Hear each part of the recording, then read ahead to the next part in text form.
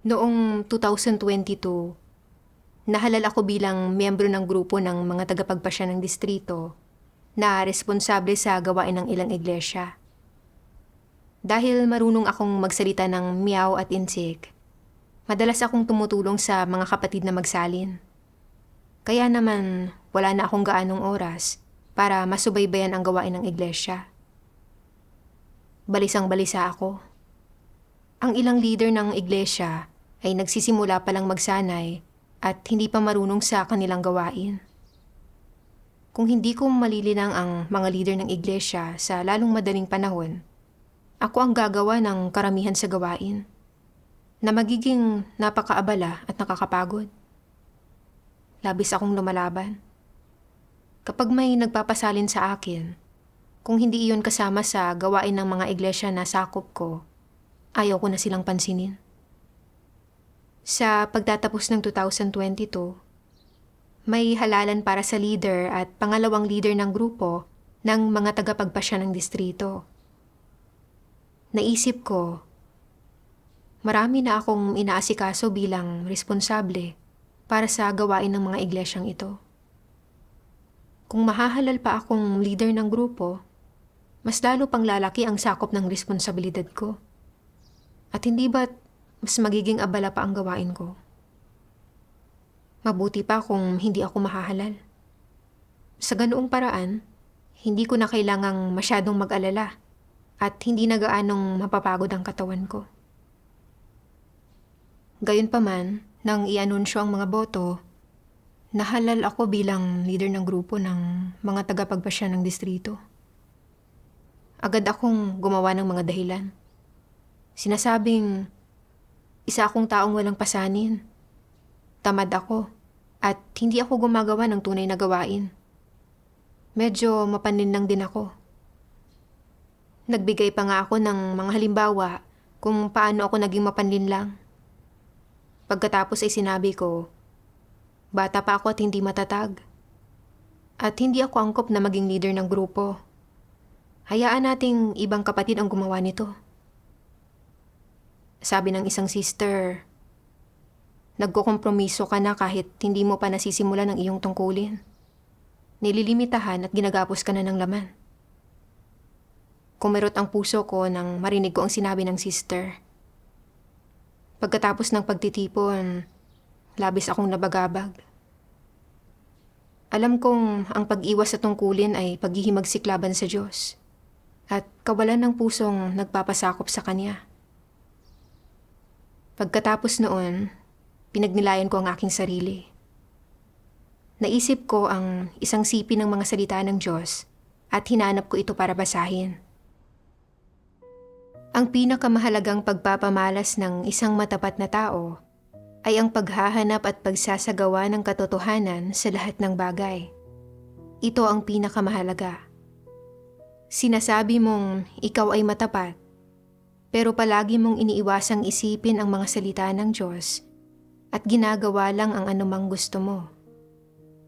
Pagpapamalas ba iyon ng isang matapat na tao? Sinasabi mo, bagamat mababa ang kakayahan ko, mayroon akong matapat na puso. Gayunpaman, kapag may tungkulin na itinalaga sa iyo, natatakot kang magdusa at magpasa ng responsibilidad kung hindi mo ito magagawa ng maayos. Kaya nagpapalusot ka para iwasan ang tungkulin mo o nagmumungkahi ka na iba na lang ang gumawa nito. Pagpapamalas ba ito ng isang matapat na tao? Malinaw na hindi. Kung gayon, paano dapat umasal ang isang matapat na tao? Dapat siyang magpasakop sa mga pagsasaayos ng Diyos, maging deboto sa tungkulin na dapat niyang gampanan, at magsikap na matugunan ang mga layunin ng Diyos. Naipapamalas ito sa iba't ibang paraan. Ang isa ay ang pagtanggap sa iyong tungkulin ng may matapat na puso. Hindi isinasaalang-alang ang mga interes ng iyong laman. Hindi kulang sa dedikasyon dito at hindi nagpapakana para sa sarili mong pakinabang. Iyon ang mga pagpapamalas ng pagkamatapat. Ang isa pa ay ang paggampan ng maayos sa iyong tungkulin ng buong puso at buong lakas mo.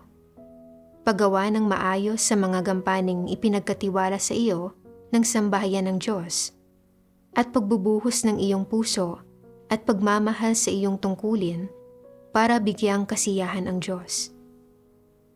Ito ang mga pagpapamalas na dapat mayroon ang isang matapat na tao habang ginagampanan ang kanyang tungkulin. Kung nakakaunawa ka at alam mo kung ano ang gagawin, pero hindi mo ito ginagawa, kung gayon ay hindi mo ibinibigay sa tungkulin mo ang buong puso at lakas mo. Sa halip, ikaw ay tuso at nagpapakatamad. Matatapat ba ang mga taong gumagampan sa kanilang mga tungkulin sa ganitong paraan? Hinding-hindi. Hindi ginagamit ng Diyos ang gayong mga tuso at mapanlinlang na tao. Dapat silang itiwalag. Matatapat na tao lamang ang ginagamit ng Diyos para gumampan ng mga tungkulin. Kahit ang mga tapat na trabahador ay kailangang maging matapat. Ang mga taong palaging pabasta-basta at tuso at nagpapakatamad ay pawang mapanlinlang. At lahat sila ay mga demonyo. Wala sa kanila ang tunay na nananampalataya sa Diyos at ititiwalag silang lahat. Iniisip ng ibang tao, ang totoo, madali lang maging matapat na tao. Tungkol lang ito sa pagsasabi ng totoo at hindi pagsisinungaling. Ano ang palagay mo sa saloobing ito? Napakalimitado nga ba ng saklaw ng pagiging matapat na tao? Hinding-hindi. Dapat mong ilantad ang iyong puso at ibigay ito sa Diyos. Ito ang saloobin na dapat mayroon ang isang matapat na tao. Iyon ang dahilan kung bakit napakahalaga ng isang matapat na puso. Ano ang implikasyon nito? Ito ay na kaya ng isang pusong matapat na pamahalaan ang iyong pag-uugali at baguhin ang kalagayan mo. Magagabayan ka nitong gumawa ng mga tamang desisyon at magpasakop sa Diyos at makamit ang kanyang pagsang-ayon. Ang ganitong puso ay tunay na mahalaga. Kung mayroon kang matapat na pusong gaya nito, dapat kang mamuhay sa ganoong kalagayan. Ganoon ka dapat umasal at ganoon mo dapat igugol ang iyong sarili. Mula sa mga salita ng Diyos, nakita ko na anumang tungkuling iatang sa isang matapat na tao, kapaki-pakinabang man ito sa kanya o hindi, o gaano man kalaki ang pagdurusa ng kanyang laman, tatanggapin niya ito ng may matapat na puso. Pagkatapos, ibibigay niya ang lahat para gawin ang kanyang makakaya nang hindi isinasaalang-alang ang sariling interes. Iniisip lamang kung paano mapalulugod ang Diyos. Ang ganitong uri lang ng tao, ang matapat na taong minamahal ng Diyos. Gusto kong tumakas at umiwas sa halalan dahil ayaw kong magdusa o magbayad ng halaga. Matapos akong mahalal bilang leader ng grupo, ayaw ko itong gawin dahil alam kong napakahalaga ng tungkuling ito. At magiging responsable ako sa maraming gampanin. At para magawa ito ng maayos, kailangang magdusa ng husto ang laman ko. At marami akong kailangang alalahanin. Kaya sinubukan ko itong iwasan sa paggamit ng aking kabataan, kawalan ng katatagan, at mapanlinlang na disposisyon bilang mga dahilan. Sinasabi kong hindi ako angkop na maging leader ng grupo. Napakatagal na panahon akong nilinang ng sambahayan ng Diyos. Pero sa kritikal na sandali, iniwasan ko ang aking tungkulin. Wala talaga akong anumang konsensya o katwiran. Talagang napakamakasarili at napakamapanlinlang ko. Bilang isang nilikha, ayaw kong gawin kahit ang tungkuling dapat kong gampanan. Ano pa ang kabuluhan ng mabuhay ng ganoon?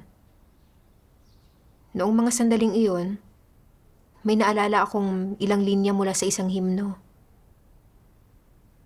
Hindi man lang binibigyan ng mga tao ang Diyos ng kahit katiting na pag-alo.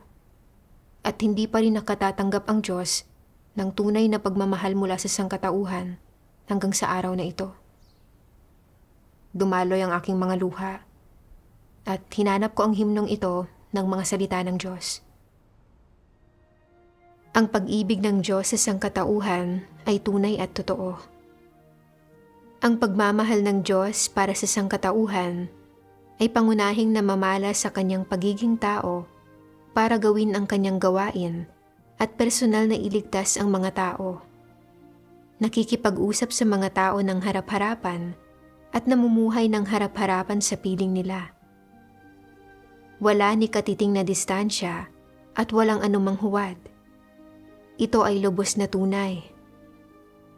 Ang pagliligtas niya sa sangkatauhan, kung saan umabot pa nga siya sa pagiging tao at paggugol ng masasakit na taon kasama ng mga tao sa mundo, ay lahat dahil sa kanyang pagmamahal at awa para sa sangkatauhan. Walang kondisyon at walang hinihinging kapalit ang pagmamahal ng Diyos para sa sangkatauhan. Ano ang mapapala niya mula sa tao? Malamig ang mga tao sa Diyos. Sino ang makapagtuturing sa Diyos bilang Diyos? Hindi man lang binibigyan ng mga tao ang Diyos ng kahit katiting na pag-alo, at hindi pa rin nakatatanggap ang Diyos ng tunay na pagmamahal mula sa sangkatauhan hanggang sa araw na ito. Ang Diyos ay sadyang walang pag-iimbot na nagbibigay at nagtutustos. Pagkatapos pakinggan ang himno, labis akong naantig at medyo nakonsensya. Hindi mapigilan sa pagdaloy ang mga luha ko. Napakatotoo at napakatunay ng pag-ibig ng Diyos. Kataas-taasan, banal at dakila ng Diyos. Subalit para iligtas ang sangkatauhan, personal siyang nagkatawang tao para pumarito sa mundo ng mga tao. Mamuhay kasama ng tiwaling sangkatauhan, magpahayag ng katotohanan para tustusan at akayin ang mga tao, at maghanda ng iba't ibang kapaligiran para pinuhin at linisin ang mga tao. Buong puso ang Diyos para sa tao. Gayunpaman, ayaw kong dalhin ang mabigat na pasanin sa paggawa ng aking tungkulin, at ayaw kong magbayad kahit na maliit na halaga o magdusa kahit katiting. Talagang napakalaki ng pagkakautang ko sa Diyos. Napakarami ng ibinigay sa akin ng Diyos, pero hindi ko isinaalang-alang ang kanyang layunin, at ang sarili ko lang na mga interes ang inisip ko. Iniiwasan ang aking tungkulin dahil sa takot na magdusa ang aking laman. Talagang wala akong kahit katiting na konsensya. Nagbasa ako ng isa pang sipin ng mga salita ng Diyos at naunawaan ko ang layunin ng Diyos. Sabi ng makapangyarihang Diyos, anumang uri ng tungkulin ang ginagampanan mo at anumang uri ng atas ang tinatanggap mo mula sa Diyos, hindi nagbabago ang kanyang hinihingi sa iyo. Sa sandaling maunawaan mo ang mga hinihingi ng Diyos, dapat mong isagawa, gampanan ang iyong tungkulin, at isakatuparan ang atas ng Diyos sa iyo, alinsunod sa pagkaunawa mo sa kanyang mga hinihingi. Siya man ay nasa tabi mo o sinisiyasat ka. Sa ganitong paraan ka lamang magiging tunay na pinuno ng lahat ng bagay na pinagkakatiwalaan ng Diyos, napasok sa pamantayan at karapat-dapat sa kanyang atas. Tumuon ka lang sa mga salita at mga hinihingi ng Diyos, at hangarin mo ang katotohanan, gampanan ng maayos ang iyong tungkulin, at tugunan ang mga layunin ng Diyos, at maging karapat-dapat sa 6,000 taong paghihintay ng Diyos at sa kanyang 6,000 taon ng pananabik. Bigyan ng kaunting kapanatagan ang Diyos. Hayaan siyang makakita ng pag-asa sa iyo at hayaang matupad ang kanyang mga kagustuhan sa iyo. Sabihin mo sa akin, tatratuhin ka ba ng Diyos ng hindi makatarungan kung gagawin mo ito? Siyempre hindi. Mula sa mga salita ng Diyos, nadama ko kung paanong Ang layunin ng Diyos ay hangarin natin ang katotohanan. Gawin ng maayos ang ating mga tungkulin, magpasakop sa Diyos, ipagkatiwala ang ating mga puso sa Diyos, maging kaisa niya sa isipan, at maging mga nilikha na pasok sa pamantayan. Ito ang pinakagustong makita ng Diyos. Nang mahalal ako bilang leader ng grupo ng mga tagapagpasya ng distrito, ang inaasahan ng Diyos ay hanapin ko ang katotohanan habang ginagawa ang aking tungkulin. At magsanay ako ng pakikipagbahaginan tungkol sa katotohanan para lutasin ang mga problema. Bukod pa rito, ito ay para pagmalasakitan ko ang gawain at pasanin ang mga responsibilidad nito. At sa huli, ay magagawa ng maayos ang aking tungkulin, matatamo ang katotohanan at maliligtas ng Diyos. Nang maunawaan ko ito, labis kong sinisi ang aking sarili. Pinagsisihan ko na hindi ko pinahalagahan ang pagkakataong ibinigay sa akin ng Diyos.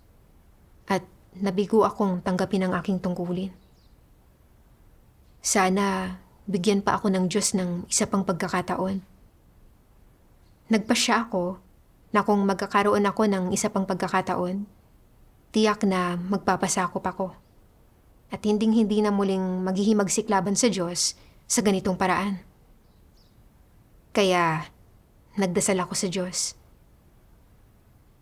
O mahal na Diyos, handa po akong magpasakop sa lahat ng iyong pagsasaayos. Sa hinaharap, handa po akong tanggapin ang anumang tungkulin at gawin ito ng maayos. Kalaunan, hindi pumayag ang mga nakatataas na lider sa aking pagbibitiw. At pinagpatuloy nila ako bilang leader ng grupo. Tuwang-tuwa ako.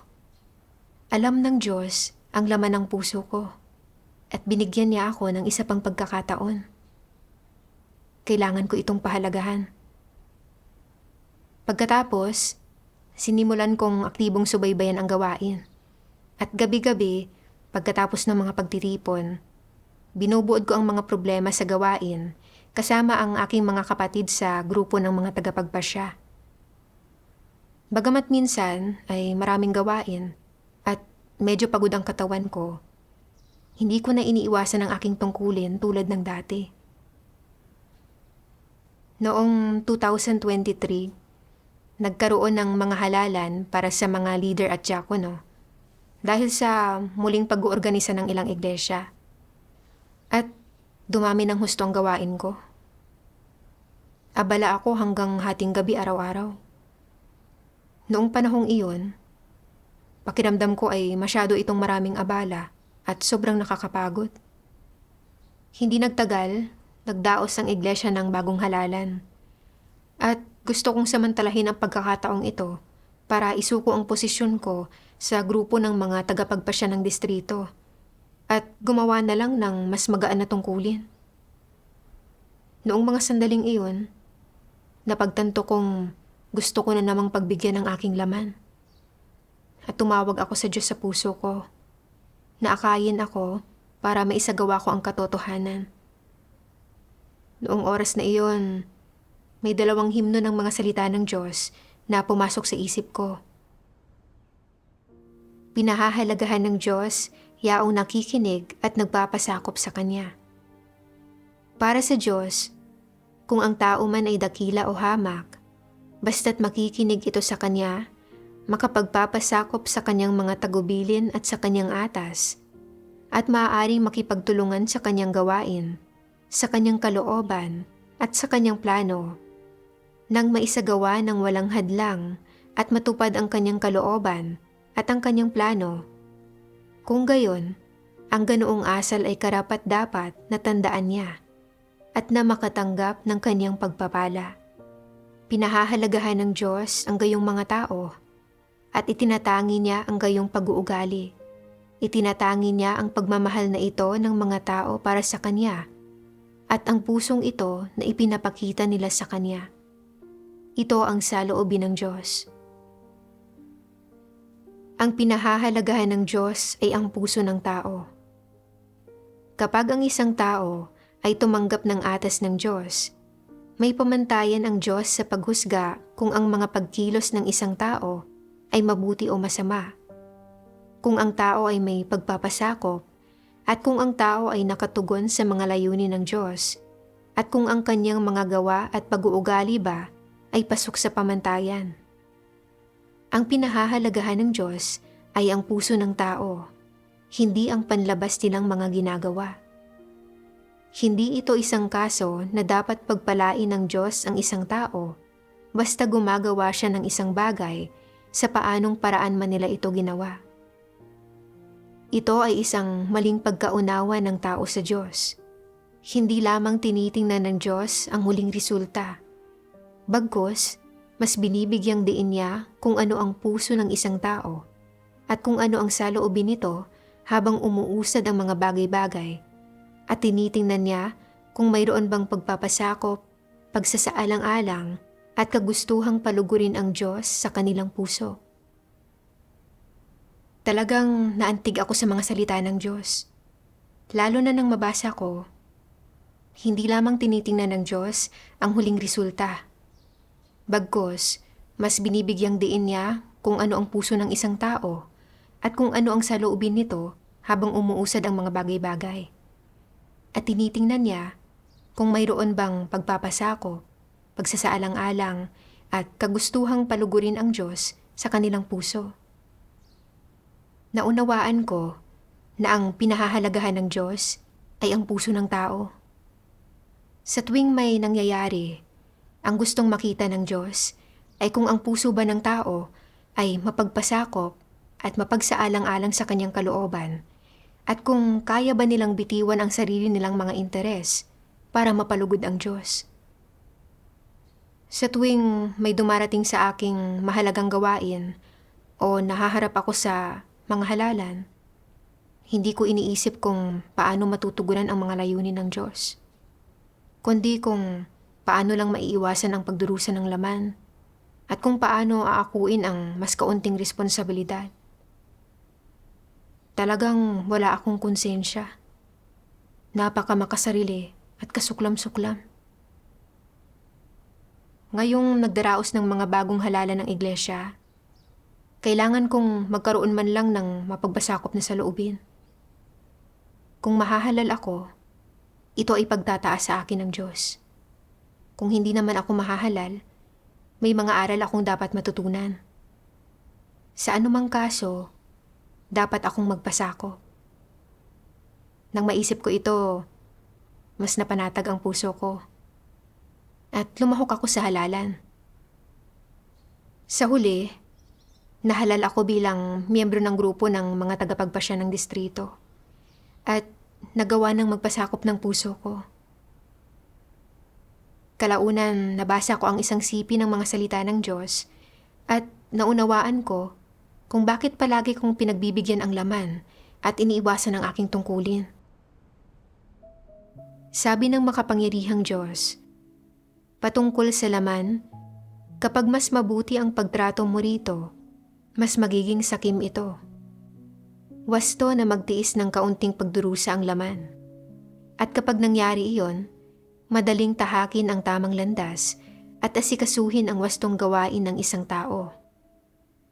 Kung lumaki ang isang tao sa isang magandang kapaligiran ng pamilya, palaging nagtatamasa ng ginhawa at hindi kailanman gaanong nagdurusa, nagiging marupok siya. Hindi kayang tiisin kahit ang kaunting pagdurusa. Mahirap para sa gayong mga tao na maisakatuparan ng anuman at maaari pa ngang wala talaga silang makamit sa huli. Mahirap din para sa gayong mga tao na magkamit ng katotohanan sa kanilang pananampalataya sa Diyos. Kung makaranas sila ng mga sakunang likas o gawa ng tao, sisisihin nila ang langit at ang lahat ng tao maliban sa kanilang sarili.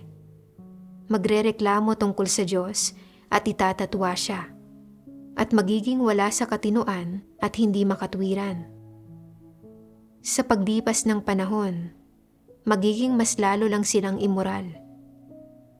Marami bang halimbawa nito? Iyong mapapansin na sa mundong walang pananampalataya.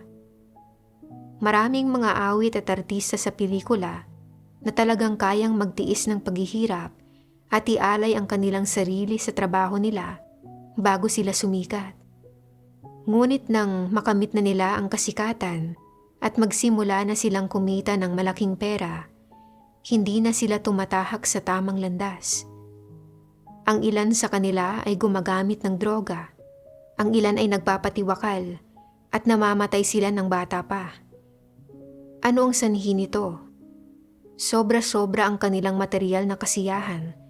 Masyado silang komportable at hindi nila alam kung paano magkamit ng higit na kasiyahan o kasabikan. Ang ilan sa kanila ay gumagamit ng droga upang makahanap ng mas matataas na antas ng kasabikan at kasiyahan. At pagkatapos gamitin ang mga ito sa loob ng mahabang panahon, hindi nila kayang tumigil. Ang ilan ay namamatay dahil sa sobrang paggamit ng droga. At ang iba na hindi alam kung paano makaalpas dito ay nagpapatiwakal na lang sa bandang huli. Napakaraming halimbawa na ganito. Gaano man kaayos ang iyong pagkain, pananamit, gaano man kaganda ang bahay mo, gaano ka man nagsasaya, o gaano man kaginhawa ang iyong buhay, at gaano kalubos mo mang natutugunan ng iyong mga pagnanais, sa bandang huli, kahungkagan sa ibabaw ng kahungkagan, at ang resulta ay pagkawasak. Ito bang kaligayahang hinahangad ng mga walang pananampalataya ay tunay na kaligayahan? Ang totoo, hindi ito kaligayahan. Ito ay imahinasyon ng tao. Ito ay isang paraan ng imoralidad. At ito ay isang landas kung saan nagiging immoral ang mga tao. Ang di umano'y kaligayahang hinahangad ng mga tao ay huwad. Ang totoo, ito ay pagdurusa. Hindi iyon isang layong dapat hangarin ng mga tao. Niwala roon ang halaga ng buhay. Ang ilan sa mga pamamaraan at metodong ginagamit ni Satanas para gawing tiwali ang mga tao ay kinabibilangan ng paghangarin silang mapalugod ang laman at magpasasa sa kahalayan bilang kanilang layon. Sa ganitong pamamaraan, ginagawang manhid ni Satanas ang mga tao. Inaakit nito ang mga tao at ginagawang tiwali ang mga tao. Ipinaparamdam sa kanila na tila ba ito ang kaligayahan at inaakay silang habulin ang layong iyon. Naniniwala ang mga tao na ang makamtan ang mga bagay na iyon ay ang makamtan ang kaligayahan. Kaya ginagawa nila ang lahat ng kanilang makakaya para hangarin ang layong iyon. Ngunit pagkatapos nilang makamtan ito, hindi kaligayahan ang kanilang nararamdaman, kundi kahungkagan at pagdurusa. Pinatutunayan nito na hindi ito ang tamang landas. Iyon ay daan patungo sa kamatayan. Mula sa mga salita ng Diyos, naunawaan ko na ang dahilan kung bakit palagi akong nag-iimbot ng kaginhawahan ay dahil may problema sa aking mga kaisipan at pananaw. Simula pagkabata, malalim akong naimpluwensyahan at nahubog ng lipunan at ng aking pamilya at naniwalang ang paghahangad sa mga kaginhawahan ng laman ay pagtrato ng mabuti sa aking sarili. Madalas kong marinig na sinasabi ng mga tao, dapat mabuhay ang mga tao para sa kanilang sarili, para gawing komportable at maginhawa ang kanilang laman. Hindi sila dapat mabuhay para sa iba. Ganoon ang pagiging matalino. Madalas ding sabihin ng mga magulang ko, ano man ang gawin natin, ito ay para tamasahin ang isang komportableng buhay na walang pagdurusa o pagod. Hindi ba't ang layunin ng pamumuhay ay para magpakasaya sa buhay? Dahan-dahan, tinanggap ko ang mga maling pananaw na ito. Naging mga prinsipyo ko ang mga ito sa pagkilos at mga layo ng aking paghahangad. Noong nag-aaral ako, gusto ko lang mag-aral ng mga simpleng bagay. Ayaw kong pag-aralan ang anumang nangangailangan ng lakas ng pag-iisip. Halimbawa, atubili akong pag-aralan ang mga asignaturang tulad ng matematika na sa tingin ko ay mahirap para sa isip. Matapos akong magsimulang manampalataya sa Diyos, bagamat ginagawa ko ang aking mga tungkulin sa iglesia, hinahangad ko pa rin ang mga kaginhawahan ng laman. Ayaw kong dalhin ang mabigat na pasanin sa paggawa ng aking tungkulin. At ayaw kong gumawa ng mga tungkuling nangangailangan ng pagsisikap ng isip o pagdurusa ng laman.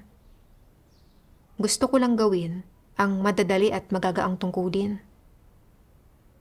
Sa sandaling iatang sa akin ang mahihirap na tungkulin o iyong mga may mabigat na gawain, gusto ko nang iwasan ang mga ito.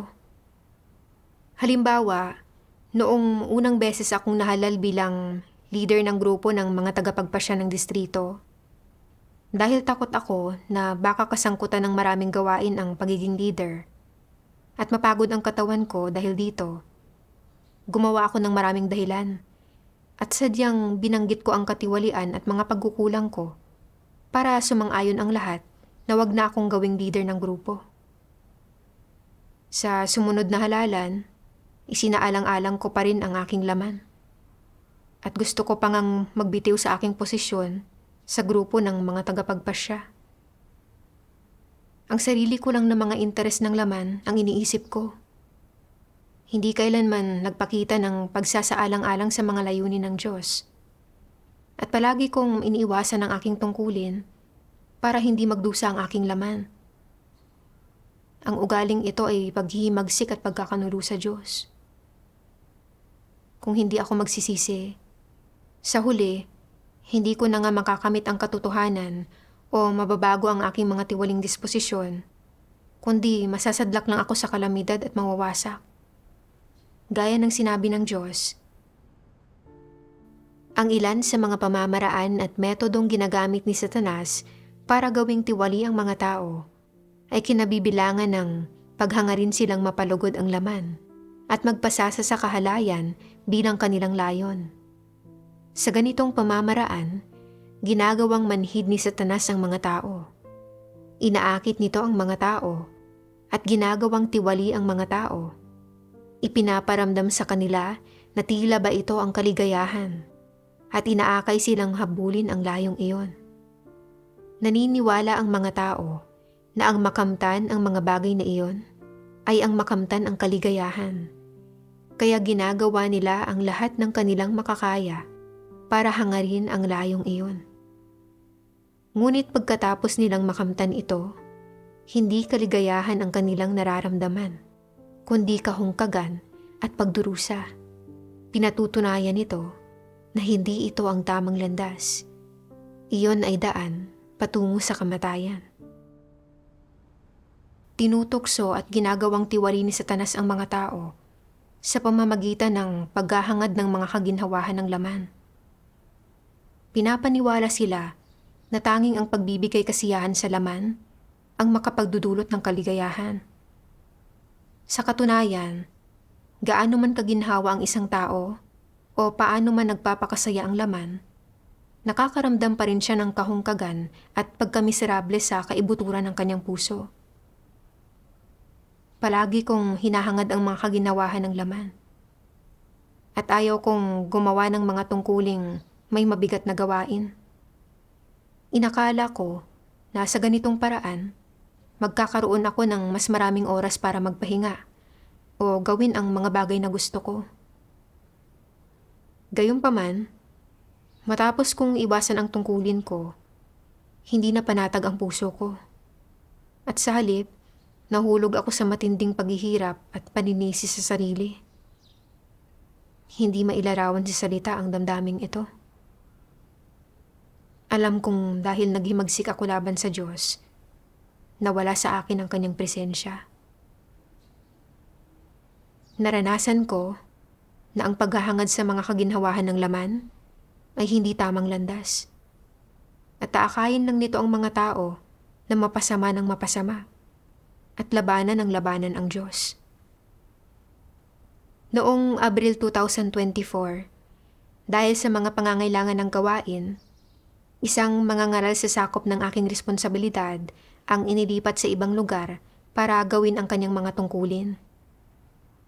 Kinailangan kong pansamantalang subaybayan ang gawaing responsibilidad niya. At medyo nag-alala ako. Napakaraming trabahong dapat gawin. Magiging sobrang nakakapagod nito. Napagtanto ko na gusto ko na namang pagbigyan ng aking laman. At tahimik akong nagdasal sa Diyos na nawa ay akayin niya ako para makapagpasa ko. Kalaunan, nabasa ko ang isang sipi ng mga salita ng Diyos at nakahanap ako ng landas ng pagsasagawa.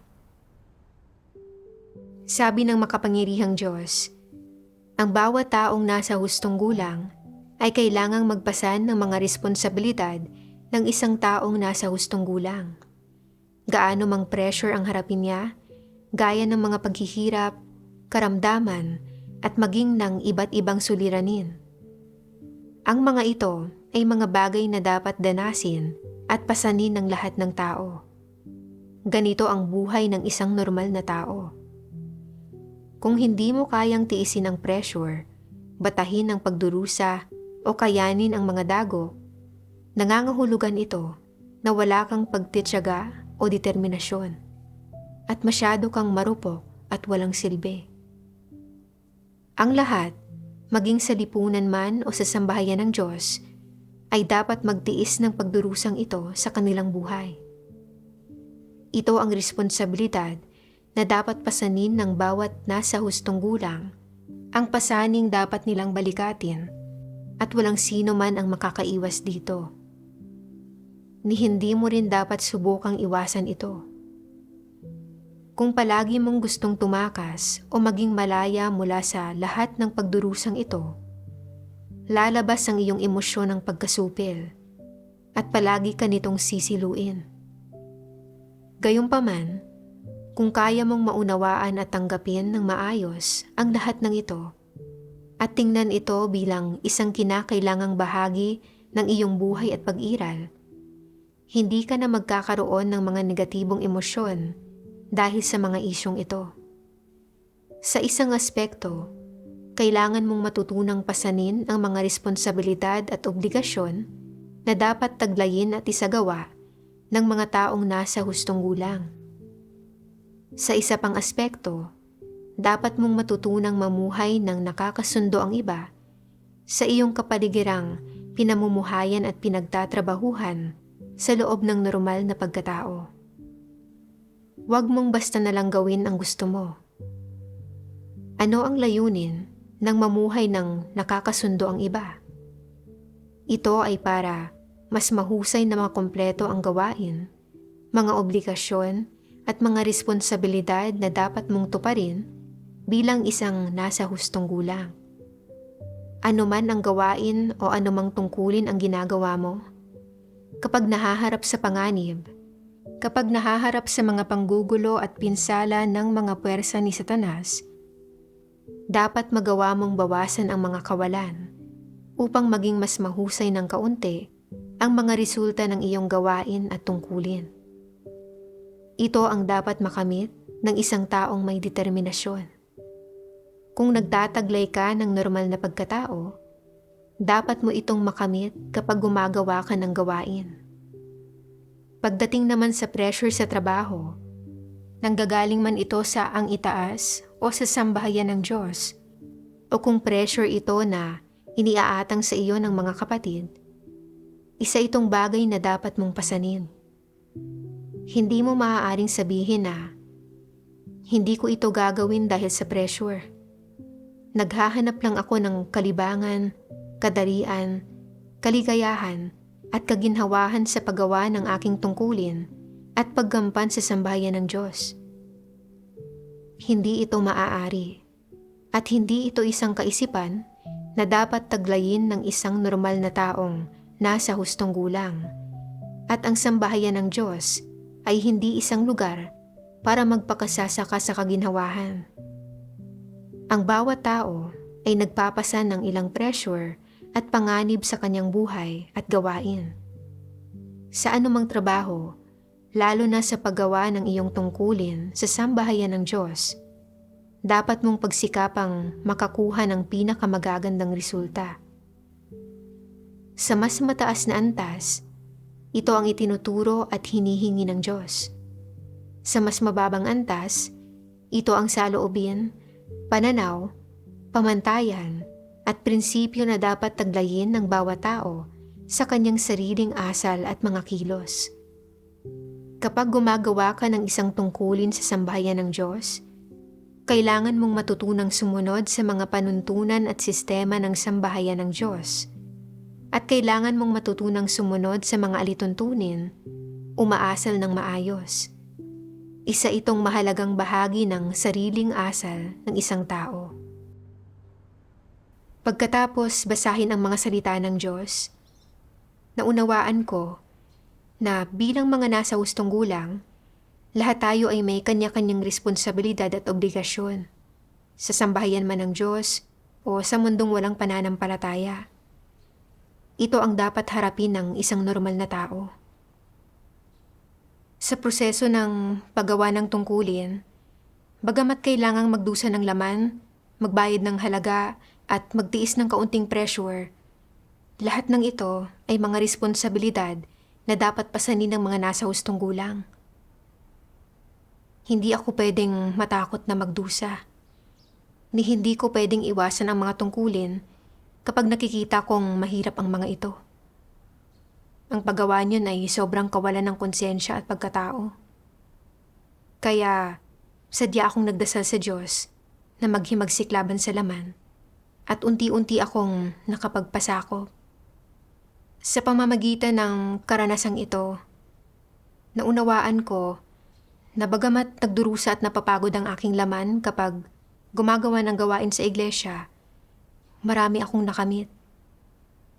Napagtanto ko na kapag may mga dumarating sa akin, dapat kong hanapin ang mga katotohanang prinsipyo.